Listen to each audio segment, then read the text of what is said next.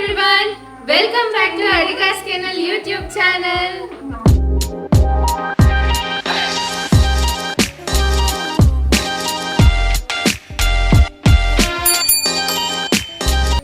Last vlog ಅಲ್ಲಿ ನೀವು ಸ್ವಲ್ಪ ಜನ ಪರಿಚಯ ಮಾಡ್ಕೊಂಡಿದ್ದೀರಾ. ಈ ವ್ಲಾಗ್ ಅಲ್ಲಿ ಇನ್ನುಳಿದವ್ರನ್ನ ಪರಿಚಯ ಮಾಡ್ಕೊಳ್ತಿದ್ದೀರಾ.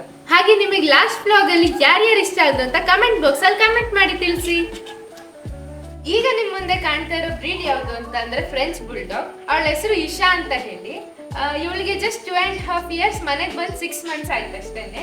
ಬರೀ 6 months ಅಷ್ಟೇ ಆದ್ರೂ ಕೂಡ ಅವಳು ನಮ್ಮನ್ನ ಅಷ್ಟೇ ಹಚ್ಕೊಂಡಿದ್ದಾಳೆ. ಎಲ್ಲ ಸಣ್ಣಲಿಂದ ನಮ್ಮ ಜೊತೆನೆ ಬೆಳೆದಿರೋ ತರ ತುಂಬಾ ಪ್ರೀತಿ ಮುದ್ದು. ಮುಖ ಮಾಡ ಫೆರೋಷಿಯಸ್ ಅನ್ಸುತ್ತೆ, ಬಟ್ ಅವಳು ತುಂಬಾ ಸಾಫ್ಟ್. ಅದ್ರಲ್ಲೂ ಅಪ್ಪನ್ ಕಂಡ್ರೆ ತುಂಬಾ ಇಷ್ಟ. ಅಪ್ಪ ಎಲ್ಲಿ ಹೋಗಿ ಕೂರ್ತಾರೋ ಅವ್ರ ಪಕ್ಕನೇ ಹೋಗಿ ಕೂರ್ಬೇಕು. ಅಪ್ಪ ಇಲ್ಲಿಂದ ಅಲ್ಲಿಗೆ ನಡ್ಕೊಂಡು ಹೋಗ್ತಾರೆ ಅಂದ್ರೆ ಅವ್ರ ಹಿಂದೆನೆ ಹೋಗ್ಬೇಕು, ಅಷ್ಟು ಇಷ್ಟ ಅವಳಿಗೆ. ಬಂದಿದ್ದು 6 ತಿಂಗಳಾಗಿದ್ದು ಅವಳು ಬಂದು. ಬಟ್ ಅವಳು ತುಂಬಾ ಪ್ರೀತಿ ಮಾಡ್ತಾಳೆ ಎಲ್ಲರನ್ನೂ ಅಷ್ಟೇ. ಮತ್ತೆ ಅವಳಿಗೆ ಕ್ಯಾರಿಯಿಂಗ್ ಇದ್ದಾಳೆ. ಇನ್ನೊಂದು 10-15 days ಅಲ್ಲಿ ಪಪ್ಪೀಸ್, ಫ್ರೆಂಚ್ ಬುಲ್ಡಾಗ್ ಪಪ್ಪೀಸ್ ಇರುತ್ತೆ ನಮ್ಮ ಮನೆಯಲ್ಲಿ. ನಮಗೂ ಒಂದು ಕ್ಯೂರಿಯಾಸಿಟಿ ಇದೆ, ಅಂದ್ರೆ ನಾವು ಇವಳನ್ನ ಸ್ವಲ್ಪ ದೊಡ್ಡವಳನ್ನೇ ತಂದಿರೋದ್ರಿಂದ ಪಪ್ಪಿ ಹೇಗಿರುತ್ತೆ ಅಂತ ನೋಡ್ಬೇಕು ಅನ್ನೋ ಆಸೆ ಇದೆ. ನೋಡ್ಬೇಕು ಹೇಗ್ ಬರುತ್ತೆ ಅಂತ. ಆದ್ರೆ ಇವ್ರು ನೋಡಕ್ ಸ್ವಲ್ಪ ಅಗ್ರೆಸಿವ್ ಅನ್ಸ್ಬೋದು, ತುಂಬಾ ಫ್ರೆಂಡ್ಲಿ. ನಮ್ಮ ಇಶಾ ಅಂತೂ ತುಂಬಾ ಫ್ರೆಂಡ್ಲಿ, ಯಾರನ್ನಾದ್ರೂ ಮಾತಾಡಿಸ್ತಾಳೆ. ಬಟ್ ಅವಳದ್ದು ಸ್ವಲ್ಪ ಕಮಾಂಡಿಂಗ್ ನೇಚರ್ ಇದೆ. ಅಂದ್ರೆ ಮನುಷ್ಯರ ಜೊತೆ ಚೆನ್ನಾಗಿರ್ತಾಳೆ. ಬಟ್ ಈಗ ನಮ್ಮನೇಲಿ ಒಂದು ಗುಡ್ಡಿ ಅಂತ ನಾನು ಲಾಸ್ಟ್ ಬ್ಲಾಗ್ ಅಲ್ಲಿ ಪರಿಚಯ ಮಾಡಿಸಿದ್ದೆ, ಒಂದು ಬೀಗಲ್. ಅವಳನ್ನ ಎಕ್ಸ್ಪೆಕ್ಟ್ ಮಾಡ್ತಾಳೆ, ಇವ್ಳು ಹೇಳ್ದಂಗೆ ಕೇಳಬೇಕು ಅಥವಾ ಇವಳು ಹೇಳ್ದಂಗೆ ಅವಳು ಮಾಡ್ಬೇಕು ಅಂತ ಎಕ್ಸ್ಪೆಕ್ಟ್ ಮಾಡ್ತಾಳೆ. ಇವಳು ಸ್ವಲ್ಪ ಕಮಾಂಡಿಂಗ್ ಇದ್ದಾಳೆ, ಬಟ್ ಮನುಷ್ಯರಿಗೆ ಮಾತ್ರ ತುಂಬಾ ಸಾಫ್ಟ್, ತುಂಬಾ ಫ್ರೆಂಡ್ಲಿ, ಒಂದೊಳ್ಳೆ ಕಂಪ್ಯಾನಿಯನ್ ಅನ್ಬೋದು ಇವಳನ್ನ. ಇದು ನಮ್ಮ ಫ್ರೆಂಚ್ ಬುಲ್ಡಾಗ್ ಇಶಾನ್ ಬಗ್ಗೆ. ಈಗ ನಿಮ್ ಮುಂದೆ ಕಾಣ್ತಾ ಇರೋ ಬ್ರೀಡ್ ಯಾವುದು ಅಂತಂದ್ರೆ ಗೋಲ್ಡನ್ ರಿಟ್ರೀವರ್. ನಿಮಗೆಲ್ಲರಿಗೂ ಗೊತ್ತಿರುತ್ತೆ ಗೋಲ್ಡನ್ ರಿಟ್ರೀವರ್ ಹೇಗೆ, ಅವ್ರ ಕ್ಯಾರೆಕ್ಟರ್ ಏನು ಅಂತ. ಆದ್ರೂ ನಮ್ಮ ಮನೇಲಿರೋ ಇಬ್ರು ಬಗ್ಗೆ ನಾವು ನಿಮಗೆ ಇಂಟ್ರೊಡ್ಯೂಸ್ ಮಾಡಿಸಿ ಕೊಡ್ತಾ ಇದೀವಿ. ಇವನ್ ಹೆಸರು ಬ್ರೂಸ್ಲಿ ಅಂತ. ಅವಳು ಖುಷಿ, ಅವಳಿಗೆ 5 years ಆಗಿದೆ. ಇವನ್ಗೆ ಜಸ್ಟ್ 4 years ಅಷ್ಟೇನೆ. ತುಂಬಾ ಫ್ರೆಂಡ್ಲಿ, ಅಂದ್ರೆ ಎಷ್ಟು ಮಾತಾಡ್ಸಿದ್ರು ಅವ್ರಿಗೆ ಇನ್ನೂ ಮಾತಾಡ್ಸ್ಲಿ ಅಂತ ಎಕ್ಸ್ಪೆಕ್ಟ್ ಮಾಡ್ತಾರೆ, ಅಷ್ಟು ಫ್ರೆಂಡ್ಲಿ. ಮಾತಾಡಿದ್ದೆಲ್ಲ ಅರ್ಥ ಆಗುತ್ತೆ. ಇವಾಗ ಇವಳ ಹತ್ರ ನಾವು ಅಪ್ಪನ ಹತ್ರ ಹೋಗು, ಅಮ್ಮನ ಹತ್ರ ಹೋಗು ಅಂದ್ರೆ ಕರೆಕ್ಟ್ ಆಗಿ ಅವ್ರ ಹತ್ರನೇ ಹೋಗ್ತಾಳೆ. ನಾವ್ ಏನ್ ಹೇಳಿದ್ರು, ಇವಾಗ ನಮ್ದು ಬೆಳಿಗ್ಗೆ ಒಂದು 10 ಗಂಟೆ ಅಷ್ಟೊತ್ತಿಗೆ ನಾವೆಲ್ಲರನ್ನೂ ಬಿಡ್ತೀವಿ. ಯಾರು ಒಂದ್ಸತಿ ನಾಯಿನೆಲ್ಲ ಬಿಡಿ ಅಂದ್ರೆ ಸರಿ, ಇವಳಿಗೆ ಎಲ್ಲಿದ್ರು ಗೊತ್ತಾಗತ್ತೆ. ಇವಳಿಗೆ ಖುಷಿ, ತೋಟಕ್ಕೆ ಓಡಿ ಹೋಗ್ಬೋದು ಎಲ್ಲರ ಜೊತೆ ಅಂತ. ಅವರೆಲ್ಲ ಒಂದ್ಸತಿ ಹೋಗಿ ಕೆರೆಗೆ ಹೋಗಿ ಬರ್ತಾರೆ. ಇವನ್ ಹೇರ್ಸ್ ಆದ್ರೆ ಲಾಂಗ್ ಇದೆ, ಅಂದ್ರೆ ಇವನು ಸ್ವಲ್ಪ ಅದೆಲ್ಲ ಕಮ್ಮಿ, ಕೆರೆಗೆಲ್ಲ ಹೋಗಲ್ಲ ಹಂಗೆಲ್ಲ. ಇವಳು ಹಾಗಲ್ಲ, ಇವಳಿಗೆ ತೋಟಕ್ಕೆ ಹೋಗೋದು, ಕೆಸರಲ್ಲಿರೋದು, ಮಂಗ ನೋಡ್ಸೋದು. ಖುಷಿ ಮಂಗ ಅಲ್ಲಿ ನೋಡಿ, ಅಲ್ಲಿ ಅದ್ರಲ್ಲೇ ಗೊತ್ತಾಗುತ್ತೆ ಅವಳು ಎಷ್ಟು ಮಂಗ. ಅಂದ್ರೆ ಈ ಬ್ರೀಡ್ ಬಂದು ಸ್ವಲ್ಪ ಲೇಸಿ ಬರುತ್ತೆ, ಅಂದ್ರೆ ಸ್ವಲ್ಪ ಸೋಂಬೇರಿ ತರ ಮಲ್ಕೊಂಡಿರೋದು ಹಾಗಿರುತ್ತೆ. ಬಟ್ ಇವಳು ಹೈಪರ್ ಆಕ್ಟಿವ್. ಮಂಗ, ತೋಟಕ್ಕೆ ಹೋಗೋದು, ಇದೆಲ್ಲ ಬಾರಿ ಖುಷಿ ವಿಷಯ. ಅವಳದೆಲ್ಲ ಇಂಪಾರ್ಟೆಂಟ್ ವರ್ಡ್ಸ್, ಮಂಗ, ತೋಟಕ್ಕೆ ಹೋಗೋದು ಅಂತೆಲ್ಲ. ಇವಳುನು ಅಷ್ಟೇ, ಮನೆ ಒಳಗಿದ್ದಾಗ ಫುಲ್ ಲೇಸಿನೇನೆ, ಹೊರಗೆ ಹೋದ್ರೆ ಮಾತ್ರ ಅವಳು ತುಂಬಾ ಆಕ್ಟಿವ್ ಆಗುತ್ತೆ. ಎರಡು ತರ ಮೋಡ್ ಇರುತ್ತೆ ಇವ್ರದ್ದು. ಒಂದು ಲೇಸಿ ಮೋಡ್, ಇನ್ನೊಂದು ಹೈಪರ್ ಆಕ್ಟಿವ್ ಮೋಡ್. ಅದ್ ಯಾವ ಮೋಡ್ ಆನ್ ಆಗತ್ತೆ ನೋಡ್ಬೇಕು. ಮತ್ತೆ ಇವಕ್ಕೆ ಮಾತು ಅರ್ಥ ಆಗದ್ ಜಾಸ್ತಿ. ಅಂದ್ರೆ ನಾನು ಬೇಸಿಕ್ ಈ ಶೇಕ್ ಹ್ಯಾಂಡ್ ಕೊಡೋದು, ಸಿಟ್, ಸ್ಪೀಕ್, ಈ ತರದೆಲ್ಲ ಟ್ರೈನ್ ಮಾಡ್ತೀನಿ. ನಾನು ಫಸ್ಟ್ ಹೇಳ್ಕೊಟ್ಟಿದ್ದು ಇವಳಿಗೆ. ಇವಳನ್ನ ನೋಡಿ ನಮ್ಮನೇಲಿರೋ ಈ ಶಿಟ್ಸು, ಮಿನ್ ಪಿನ್, ಬೀಗಲ್ ಎಲ್ಲರೂ ಕಲಿತಾರೆ. ಅಂದ್ರೆ ಇವಳು ಕಲಿತಿರೋದು ಅಷ್ಟು ನೀಟಾಗಿ, ಇವಳು ತೋರ್ಸೋದು ಒಳ್ಳೆ ಹೇಳ್ಕೊಟ್ಟಿರೋ ತರ ಆಗುತ್ತೆ. ಸೊ ಅವ್ರು ಇವಳನ್ನ ನೋಡಿ ಕಲಿತಾರೆ, ಹೇಳ್ಕೊಡಕ್ ಈಸಿ ಆಗುತ್ತೆ. ಮತ್ ನೀವು ಜಾಸ್ತಿ ಟೈಮ್ ತಗೊಳಕ್ ಬೇಡ, ಸ್ವಲ್ಪ ಟೈಮಲ್ಲೇ ಆರಾಮಾಗಿ ಹೇಳ್ಕೊಡ್ಬೋದು. ಪೇಷನ್ಸ್ ಏನ್ ಜಾಸ್ತಿ ಬೇಕಾಗಲ್ಲ ಇವಕ್ಕೆ ಹೇಳ್ಕೊಡಕ್ಕೆ. ಬಟ್ ನೀವು ಬೀಗಲಿಗೆಲ್ಲ ಹೇಳ್ಕೊಡ್ತೀರಾ ಅಂದ್ರೆ ಪೇಷನ್ಸ್ ಸಿಕ್ಕಾಪಟ್ಟೆ ಬೇಕಾಗುತ್ತೆ. ಯಾಕಂದ್ರೆ ಅವ್ರು ನಿಮ್ ಮಾತೇ ಕೇಳಲ್ಲ, ಅವ್ರು ಹೇಳಿದ್ರೆ ನೀವು ಕೇಳ್ಬೇಕಾಗ್ತಿರುತ್ತೆ. ಬಟ್ ಗೋಲ್ಡನ್ ರಿಟ್ರೀವರ್ ಆತರ ಅಲ್ಲ, ತುಂಬಾ ಅವ್ಕೆ ಮನುಷ್ಯರು ಅಂದ್ರೆ ಭಾರಿ ಇಷ್ಟ. ಮನುಷ್ಯರ ಜೊತೆನೇ ಇರ್ಬೇಕು, ಮನುಷ್ಯರು ಎಲ್ಲಿರ್ತಾರೋ ಅಲ್ಲೇ ಇರ್ಬೇಕು ಅನ್ನೋದೆಲ್ಲ ಭಾರಿ ಆಸೆ. ಮುಟ್ತಿರ್ಲಿ ಹಂಗಿದ್ದಲ್ಲ. ಇವನಂತೂ ಊಟನೂ ಮಾಡಲ್ಲ, ಊಟ ಮಾಡಿಸ್ಬೇಕು, ಅಷ್ಟು ಸೋಂಬೇರಿ ಊಟ ಮಾಡಕ್ಕೆ. ಹಶು ಆಗತ್ತೆ ಬಟ್ ಊಟ ಮಾಡಲ್ಲ, ಯಾರು ಮಾಡಿಸ್ಲಿ ಅಂತ. ಮಾಡಿಸಿದ್ರೆ ಊಟಿಯಲ್ಲ, ಶಿಸ್ತಲ್ಲಿ ಊಟ ಮಾಡ್ತಾನೆ. ಒಂಚೂರು ಚೆಲ್ಲಲ್ಲ ಅವನು, ಅವನಿಗೆ ಊಟ ಮಾಡಿಸಿದಷ್ಟು ಅವ್ನು ಮಾಡ್ತಾನೆ ಇರ್ತಾನೆ ಅಷ್ಟು. ಇದಿಷ್ಟು ನಮ್ ಗೋಲ್ಡನ್ ರಿಟ್ರೀವರ್ ಖುಷಿ ಮತ್ತೆ ಬ್ರೂಸ್ಲಿ ಬಗ್ಗೆ. ನಿಮ್ಗೆ ನೋಡ್ತಿದ್ದಂಗೆ ಗೊತ್ತಾಗಿರ್ಬೋದು ಇದು ಯಾವ ಬ್ರೀಡ್ ಅಂತ. ಇದು ಜರ್ಮನ್ ಶೆಫರ್ಡ್ ಬ್ರೀಡ್. ಇವಳ ಹೆಸರು ಡಾಲಿ ಅಂತ. ನೀವು ಲಾಸ್ಟ್ ಬ್ಲಾಗ್ ನೋಡಿದ್ರೆ ಇವಳು ಯಾರು ಅಂತ ಹೇಳಿ ಗೊತ್ತಾಗಿರುತ್ತೆ. ಇವಳು ಮೋನಿ ಮಗಳು. ನಮ್ಮನೇಲಿ ಟೋಟಲ್ ಆಗಿ 5 ಜರ್ಮನ್ ಶೆಫರ್ಡ್ಗಳಿದಾವೆ. ಒಂದು ಮೇಲು, 4 ಫೀಮೇಲು ಇದ್ದಾರೆ. ಇವಳು ಸ್ವಲ್ಪ ಮುದ್ದು ಜಾಸ್ತಿ, ಎಲ್ಲರೂ ಮುದ್ದೆ. ಆದ್ರೆ ಇವಳು ಮನೇಲೆ ಹುಟ್ಟಿದ್ದು, ಅಂದ್ರೆ ನಾವು ಫಸ್ಟ್ ಮನೇಲಿ ಹುಟ್ಟಿದ ಮರಿನ ಇಟ್ಕೊಂಡಿದ್ದು ಅಂದ್ರೆ ಅದು ಡಾಲಿ. ಅವಳು ಸಣ್ಣಲಿಂದನೂ ಅಷ್ಟೇ ಒಂಥರ ನಾವೆಲ್ಲ ಬೈದ್ರೆ ಅವಳಿಗೆ ಹೆದರಿಕೆನೇ ಇಲ್ಲ. ತಿರುಗಿಸಿ ಯಾಕೆ ಬೈದೆ ಅಂತ ಕೇಳ್ತಾಳೆ, ಅಂದ್ರೆ ಹೊಡಿತಾಳೆ, ಹಿಂಗೆ ಎಲ್ಲ ಮಾಡ್ತಾಳೆ, ನಾಚಿಕೆ ಮಾಡ್ತಾಳೆ. ಆಮೇಲೆ ಕಲ್ಲಂದ್ರೆ ಭಾರಿ ಇಷ್ಟ.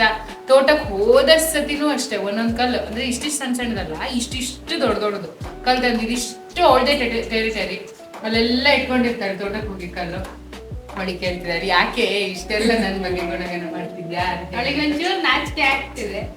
ಆಡೋದು ಅಷ್ಟೇ ಎಲ್ಲ ತುಂಬಾ ಇಷ್ಟ. ಮರಿ ಹಾಕಿದಳೆ ಆದ್ರೂನು ಮಕ್ಳಿದ್ರೂನು ಅವಳಿಗೆ ಮಕ್ಳಿದ್ರು ಇವಳು ಮಗು ತರಾನೇ ಆಡೋದು ಹಂಗೆ ಅವಳು. ಈಗ ರೀಸೆಂಟ್ ಆಗಿ ಮರಿ ಹಾಕಿದ್ಲು, ಮರಿ ಎಲ್ಲ ಖಾಲಿ ಆಯ್ತು. ಈಗ ಸ್ವಲ್ಪ ವೀಕ್ ಆಗಿದ್ದಾಳೆ, ಇಲ್ಲಾಂದ್ರೆ ಇನ್ನೂ ಗುಂಡು ತಿರ್ತಾಳೆ. ಆಟ ಆಡೋದ್ ಮಾತ್ರ ಯಾವಾಗಾದ್ರೂ ಸರಿ ಆಟ ಆಡ್ತಾಳೆ. ನನ್ನ ಕಸಿನ್ಸ್ ಎಲ್ಲ ಇದ್ದಾರೆ, ಕಸಿನ್ಸ್ ಯಾರು ಬಂದ್ರು ಎಲ್ಲರನ್ನೂ ಕರ್ಕೊಂಡು ಹೋಗ್ತಾಳೆ, ಬನ್ನಿ ಕಲ್ಲೆಸಿರಿ ನಾನು ತಂದ್ಕೊಡ್ತೀನಿ ಅಂತ. ಅದ್ರಲ್ಲೂ ಒಬ್ಬನ ಜೊತೆ ಅಂತೂ ದೇವ್ರೆ, ಅವ್ನ ವಾಯ್ಸ್ ಕೇಳಿದ್ರೆ ಇವಳೇ ಹೋಗ್ತಾಳಲ್ಲಿ, ನಾ ಆಟ ಆಡೋಣ ಡೋಲಿ ಬಾ ಡೋಲಿ ಬಾರಿ ನಮ್ಮ ಮುದ್ದು ಡುಮ್ಮು. ಅವಳನ್ನ ಡುಮ್ಮಿ ಅಂತ ಕರೆಯೋದು. ಅಷ್ಟು ಮುದ್ದು ಅವಳು. ಇದಿಷ್ಟು ನಮ್ ಡಾಲಿ ಬಗ್ಗೆ. ಇನ್ನೂ 4 ಜನ ಇದ್ದಾರೆ, ಅವ್ರು ಹೇಗೆ ಅಂತ ಹೇಳಿ ನೋಡೋಣ. ನೋಡು, ನೀವೀಗ ಡಾಲಿನ್ ನೋಡಿದ್ರಿ. ಇನ್ನು ಉಳಿದವರಲ್ಲಿ ಅವನು ಹ್ಯಾಪಿ, ಇವಳು ಜೂಲಿ. ನೀವ್ ಅನ್ಕೊಬಹುದು ಲೊಕೇಶನ್ ಏನಕ್ಕೆ ಶಿಫ್ಟ್ ಆಗಿದ್ದೀರಾ ಅಂತ. ಬಟ್ ಇವರಿಗೆ ಅವ್ರ ಬೋನೆ ಮಂತ್ರಾಲಯ. 3 ಜನಕ್ಕೂ ಅಷ್ಟೇ, ಇವಳಿಗೂ ಅವನಿಗೂ ಡಾಲಿಗೂ ಅಷ್ಟೇ. ಏನಾದ್ರೂ ಆಗ್ಲಿ ಬೋನಿಗೆ ಹೋಗಿ ಕೂತ್ ಬಿಡ್ತಾರೆ ಅವರು. ಅವ್ರಿಗೆ ಬೋನ್ ಅಂದ್ರೆ ಭಾರಿ ಇಷ್ಟ. ಬೋನ್ ಲಾಕ್ ಕೂಡ ಹಾಕದ್ ಬೇಡ, ತಾನೇ ಹೋಗಿ ಕುತ್ಕೊಳ್ತಾರೆ, ಬೇಕಾದಾಗ ಬರ್ತಾರೆ. ಲಾಕ್ ಕೂಡ ಅವರೇ ಬೇಕಾದಾಗ ತಕೊಂಡ್ ಬರ್ತಾರೆ. ಇವ್ರಿಬ್ರಿಗಾದ್ರೂ ಅಷ್ಟ್ ಚೆನ್ನಾಗ್ ಬರಲ್ಲ. ಡಾಲಿ ಯಾವ ಬೋನಿಗೆ ಹಾಕಿದ್ರು ಹಿಂಗ್ ಹೊಡೆದ್ ಲಾಕ್ ತೆಗಿತಾಳೆ. ಅದ್ರದ್ದು ಒಂದು ರೀಲ್ ಇದೆ, ನೋಡಿ ಬೇಕಾದ್ರೆ ನೀವು ಇನ್ಸ್ಟಾಗ್ರಾಮ್ ಅಲ್ಲಿ ಇದೆ, ನೋಡಿ. ಒಂದ್ಸತಿ ಹೋಗಿ ಚೆಕ್ ಮಾಡಿ. ಇನ್ನು ಇವ್ರ ಬಗ್ಗೆ ಹೇಳ್ಬೇಕಂದ್ರೆ ಇವಳಿಗೆ ಅಪ್ಪ ಅಂದ್ರೆ ತುಂಬಾ ಇಷ್ಟ. ಇಬ್ಬರಿಗೂ ಅಪ್ಪ ಕಂಡ್ರೆ ತುಂಬಾ ಇಷ್ಟ. ಯಾಕಂದ್ರೆ ಇವನ್ ಅಪ್ಪ ಹ್ಯಾಪಿ ಅನ್ನೋಷ್ಟ್ರೊಳಗ ಅಪ್ಪನ ಕಾಲ ಹತ್ರ ಹೋಗ್ಬಿಡ್ತಾನೆ. ಅವಳ ಬೋನಿಗೆ ಹೋಗಿ ಆಯ್ತು. ನಾವ್ ಹೇಳ್ದಂಗೆ ಅವರಿಗೆ ಬೋನ್ ಅಂದ್ರೆ ಭಾರಿ ಇಷ್ಟ. ಇವನಿಗೆ ಮರಿಗಳಂದ್ರೆ ಭಾರಿ ಇಷ್ಟ. ನಾವು ಸಂಜೆ ಹೊತ್ತು ಮರಿಗಳನ್ನೆಲ್ಲ ಇಲ್ಲಿ ಬಿಟ್ಟು ಇವ್ರನ್ನೆಲ್ಲ ಬಿಟ್ಟು ಹೋದ್ರೆ ಇವನು ನೋಡ್ಕೊಂತಿರ್ತಾನೆ, ಮರಿಗಳು ಏನ್ ಮಾಡ್ತಿದಾವೆ, ಒಂದ್ ಯಾವ್ದಾದ್ರು ದೂರ ಹೋಯ್ತಂದ್ರೆ ಅವ್ ಏನ್ ಮಾಡ್ತಿದಾವೆ ಎಲ್ಲ ನೋಡ್ಕೊಂತಿರ್ತಾನೆ. ಹ್ಯಾಪಿ ನೋಡು, ಹ್ಯಾಪಿ ಮರಿ ನೋಡಿ, ಒಂದೊಂಥರ ತಂದೆ ಹೃದಯ ಹಂಗೆ ಅನ್ಸುತ್ತೆ. ಆಮೇಲೆ ತೋಟಕ್ಕೆ ಹೋದ್ರು ಅಷ್ಟೇ, ಸುಮಾರು ಹೊತ್ತು ತೋಟದಲ್ಲಿ ಇರ್ತಾರೆ. ಅಪ್ಪ ಎಷ್ಟೊತ್ತು ಇರ್ತಾರೋ ಅಷ್ಟೊತ್ತು ತನಕ ಇರ್ತಾರೆ. ಕೆರೆಗೆ ಹೋಗೋದಂದ್ರೆ ಬಾರಿ ಇಷ್ಟ. ಇವ್ರದ್ದು ಲಾಂಗ್ ಹೇರ್ ಬರುತ್ತಲ್ಲ, ಸೊ ಕೆರೆಗೆ ಹೋಗೋದು ಬಾರಿ ಇಷ್ಟ. ಅದೇ ಅವ್ರಿಗೆ ಇದು ಬೋನ್ ಕೂಡ ತಂಪಿರೋದ್ರಿಂದ ಅವರು ಇಲ್ಲಿರಕ್ ಇಷ್ಟ ಪಡ್ತಾರೆ. ಇದಿಷ್ಟು ಇವರಿಬ್ರ ಬಗ್ಗೆ. ಇನ್ನಿಬ್ರು ಇದಾರೆ, ಅವ್ರಿಬ್ರು ಮಾತಾಡ್ತಾರೆ. ಈಗ ನಿಮ್ಗೆ ಇಲ್ಲಿ ಕಾಣಿಸ್ತಾ ಇರೋದು ಇವಳು ಮೋನಿ, ಇವಳು ಜೂಬಿ. ಇವಳು ಆ ಮೋನಿ ಅಲ್ಲ, ಬೇರೆ ಮೋನಿ. ಇವಳು ಜಸ್ಟ್ ಮನೆಗೆ ಬಂದು 6 months ಆಯ್ತು ಅಷ್ಟೇ. ಹೊಸದಾಗಿ ಬೇರೆ ಮರಿ ತಂದ್ವಿ ನಾವು. ಇವಳು ಜೂಬಿ ಅಂತ. ಇವಳಿಗೆ ಆಲ್ಮೋಸ್ಟ್ ಒಂದು 5 years ಆಗಿದೆ. ತುಂಬಾ ತೋಟದ ಬಗ್ಗೆ ಯೋಚನೆ ಮಾಡೋ ಒಂದು ಜನ ಅಂತ ಹೇಳ್ಬೋದು.